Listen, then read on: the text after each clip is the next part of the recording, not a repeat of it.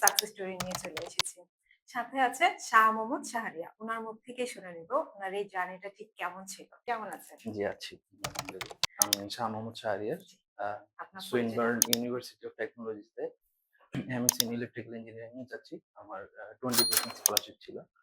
আর আমি IELTS এ 6.5 পেয়েছি। আচ্ছা। আর ওভারসিজে কিভাবে এসেছেন এবং জার্নিটা ঠিক কেমন ছিল? কোথা থেকে শুনেছেন আমাদের এই ওভারসিজের ওভারসিজ এ কথা? আসছি মেইনলি আমার একটা বড় ভাই থেকে। উনার কোন ফ্রেন্ড মেবি আপনাদের থ্রুতে গিয়েছিল। আচ্ছা, আচ্ছা। তো এরপরেই এখানে আসা। আর কোথাও যাওয়া হয় নাই। মেইনলি আমি এখানে আসছি সরাসরি ফার্স্ট। জি, ওভারসিজে জি। চলে এসেছেন। এখানে আসছি শুরু এখান থেকে আর শেষ হচ্ছে আলহামদুলিল্লাহ এখানে। ফার্স্ট এর থেকে আমার প্যারা এত বেশি হয়নি। পেপারস যা লেগেছিল আমি দিয়েছিলাম আরকি। আর বাকি কাজগুলা এখানে কাউন্সিলর আছে, রাবিত আপু আছে। এই অ্যাপ্লিকেশন প্রসেসটা ওনারাই হ্যান্ডেল করছে। তারপর হিমু ভাই আছে যে জিটি আর ভিসার জন্য যে কাজটা না ভালো মতোই করেছে। আর প্রসেসটা পুরোপুরি স্মুথই ছিল। আমার একটু টেনশন লাগছে। আমি টেনশন একটু বেশিই নেই। তবে প্রসেস আচ্ছা, স্মুথই ছিল। মাঝখান দিয়ে কোনো ঝামেলা হয়নি।